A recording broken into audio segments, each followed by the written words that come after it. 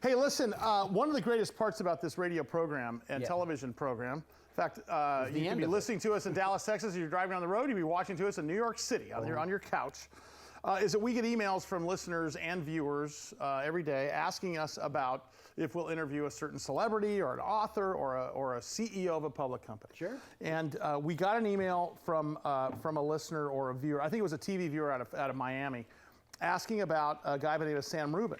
And I thought, well, what does Sam Rubin do? Sam is the president and CEO of a company called LightPath Technologies. They are a publicly traded company. Wow. They trade under the stock symbol LPTH.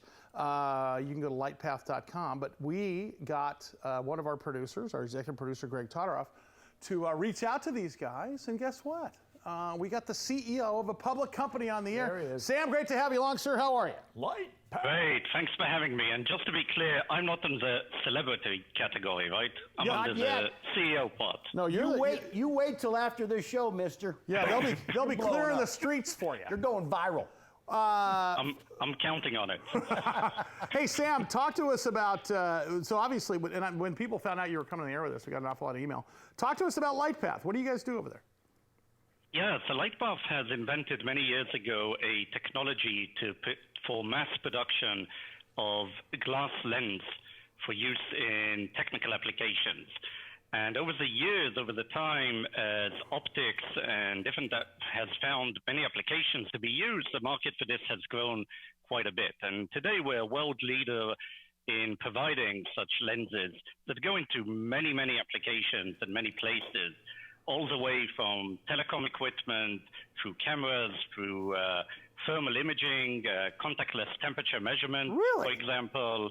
All these cameras we see everywhere now, taking temperature measurements from people, really optical cameras using infrared light, the emission from our body to calculate what the temperature is. Let me ask you about that, because that is called sensory and contactless imaging, right? Or technology. Right. And you guys are at the tip of the spear there for that, basically. What it comes down to is you guys are creating the lenses that allow us to even use our iPhone or my heart rate monitor watch to basically use a lens to determine what my body temperature is and everything else. Is that accurate? Right, what the body temperature is, measuring the oxygen, pulse rate. The applications are almost endless for some of those technologies. And the temperature measurement is definitely one of the, I think one of the things we're most proud of in the company right now, because using our technology, one can build now temperature measurement devices like that, where the lenses are maybe $10, $20 for the whole device, instead of it used to be $200.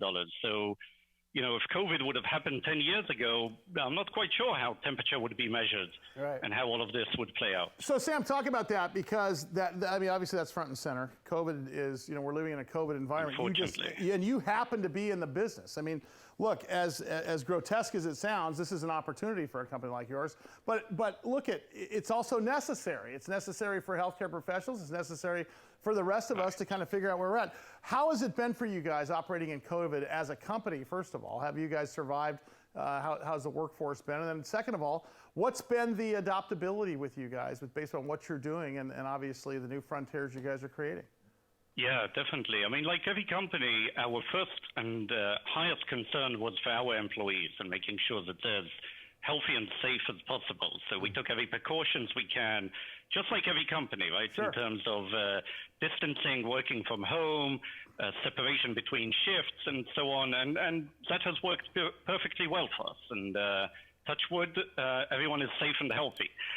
From the demand point of view, we definitely saw a spike in demand at the beginning due to these lenses for temperature measurement. It sort of coincided exactly with the growth in demand in another application we have of optical communication and the deployment of 5G networks around the world. So it sort of became our perfect storm in terms of demand, and we were capacity constrained for quite a while. Well, Sam, isn't it also true that the Internet of Things has never been more important than right now, right? Yeah, exactly. And everything is getting connected, and everyone wants the highest bandwidth for every device and for every streaming.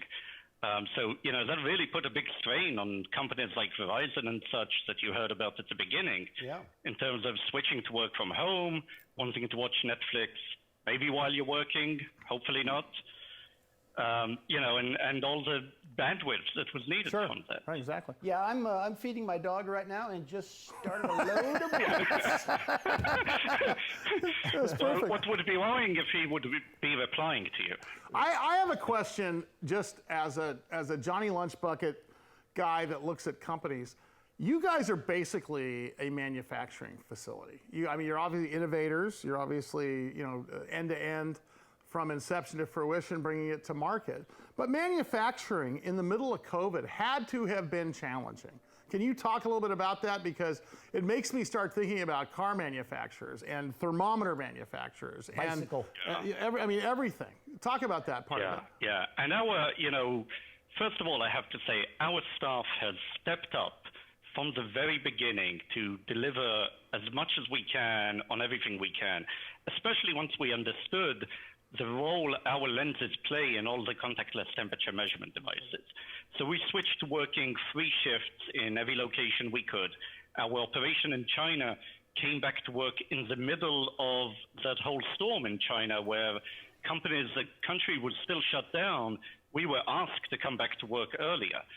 In Orlando, people, while there was a stay at home, were coming back to work. We're working full shifts, 6-7 days a week, really stepping up to deliver as many lenses as we can to all of this. So let's talk. Of course, I'm going to interrupt you real fast because part of this thing in that manufacturing is what you have done in doing diligence on you before you came on the air. You guys have really adopted vertical integration. Rusty, tell us what vertical integration is. That means when you lay down and you try to slide into your sleeping bag that way. No, that is not vertical integration. Vertical integration is literally combination of one company into another company based upon the supply chain. Okay. So it's basically if you're making it'd be like buying the glass to make the lenses, right, as opposed to buying the glass from the lens. Talk about vertical integration. That's really helped you guys out. Yeah, exactly, and that's exactly what it is. And a few years ago, we switched our model with the acquisition of ISP Optics and with the shift towards this infrared imaging to making our own glass.